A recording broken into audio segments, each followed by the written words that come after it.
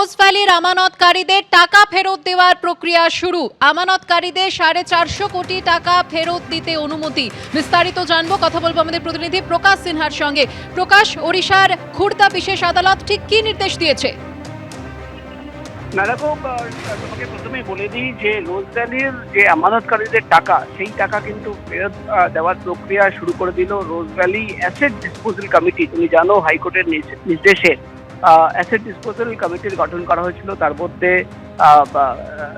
Justice Dilip Seth তার নেতৃত্বে committee রয়েছে এবং সেখানে ইডি অফিসার থেকে শুরু করে আইনজীবীরা রয়েছেন।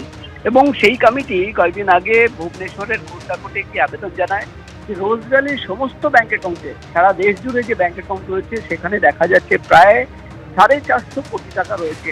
এবং সেই 450 কোটি টাকা কিছু সম্পত্তি বিক্রি করে টাকা এসছে।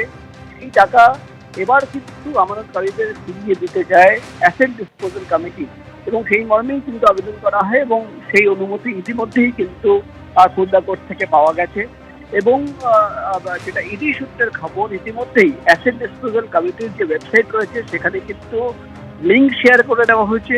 সেই লিঙ্কের মাধ্যমে আমানতকারীরা আবেদন জানাতে পারেন এবং তাদের বিভিন্ন যে নথি রয়েছে সেই নথি আপলোড করে তারা নিজের টাকা ক্লেম করতে পারেন এবং তারপরেই কিন্তু সেটা স্ক্রুটিনি হবে এবং টাকা ফেরত করে দেওয়ার যে প্রক্রিয়া, সেই প্রক্রিয়া ইতিমধ্যে শুরু হয়ে গেছে। তুমি জানো সুকন্যা যে কিছুদিন আগেই যে খবর পাওয়া গেছিল যে রোজ ভ্যালির একাধিক সম্পত্তি দখল হয়ে যাচ্ছে এবং সেই মর্মেই কিন্তু রাজ্য সরকারের দ্বারস্থ হয়েছিল অ্যাসেট ডিসপোজাল কমিটি। ইতিমধ্যেই রাজ্য সরকারের নির্দেশ বিভিন্ন ডিপার্টমেন্টে পাঠানো হয়েছে যে কোনোভাবে দখল মুক্ত করতে হবে এবং সেটা প্রোটেক্ট করতে হবে, সুরক্ষিত রাখতে হবে সেই সম্পত্তিগুলো।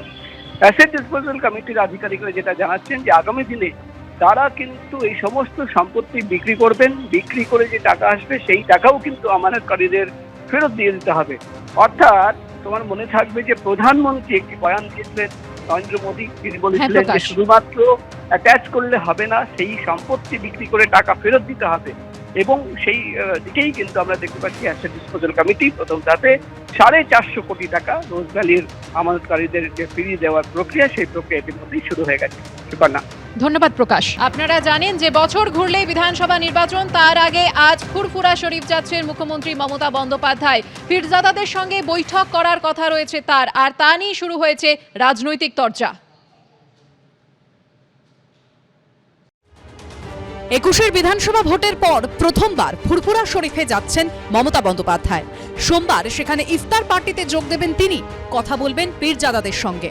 সম্প্রতি আইএসএফ বিধায়ক নওশাদ সিদ্দিকীর নবান্নে গিয়ে মুখ্যমন্ত্রীর সঙ্গে বৈঠক ঘিরে জল্পনা তৈরি হয়েছিল। ফুরফুরা শরীফের পীরজাদা সেই নওশাদও 26 বিধানসভা ভোটের আগে মুখ্যমন্ত্রীর ফুরফুরা সফরে রাজনীতি দেখছেন।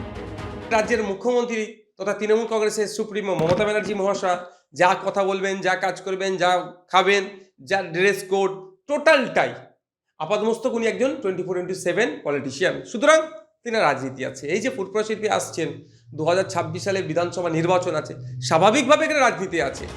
অক্ষয় তৃতীয়ায় দীঘায় জগন্নাথ মন্দিরের উদ্বোধন হবে। এই আবহে মুখ্যমন্ত্রীর কাছে দীঘায় মসজিদ তৈরির জন্য আবেদন করার কথা শোনা গেল ফুরফুরা শরীফের পীরজাদা তাহা সিদ্দিকীর মুখে। দীঘায় আমিও গেছি, ওখানে লক্ষ লক্ষ মানুষ যাতায়াত করে। ওখানে মানে তাদের জন্য জগন্নাথ মন্দির হচ্ছে, আমি তাদের খুব খুশি। কিন্তু এটাও মুখ্যমন্ত্রীকে জানতে হবে ওখানে শুধু হিন্দু ভাইয়েরা যায় না, মুসলমান ভাইয়েরা যায়। তো তাদের জন্য একটা মসজিদ কিভাবে করা যাবে, কোন প্রসেসে করা যাবে, ওয়াকাফ মানে ওয়াকাফ বোর্ডের আন্ডার দিয়ে করা যাবে কিনা, এটা ওনাকে চিন্তা ভাবনা করার জন্য বলতে পারে।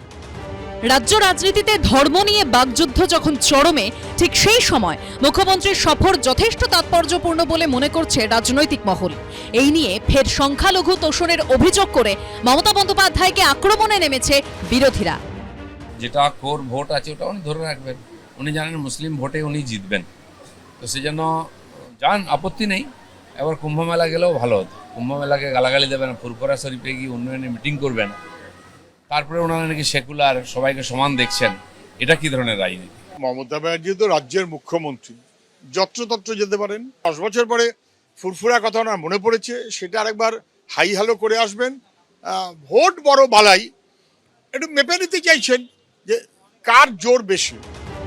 এ নিয়ে পাল্টা বিরোধীদেরকে নিশানা করেছে তৃণমূল। যে একটা পবিত্র রমজান মাস, ফুরফুরা শরীফ থেকে আমন্ত্রণ ছিল, তো মমতা বন্দ্যোপাধ্যায় যাচ্ছেন, তাতে সমস্যাটা কোথায়?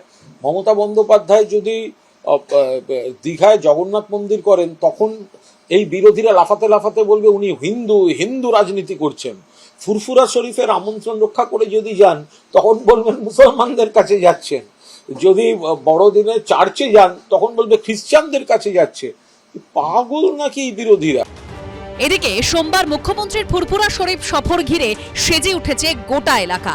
সোমনাথ মিত্র, সত্যজিৎ বৈদ্য ও অর্ণব মুখোপাধ্যায়ের রিপোর্ট, এবিপি আনন্দ।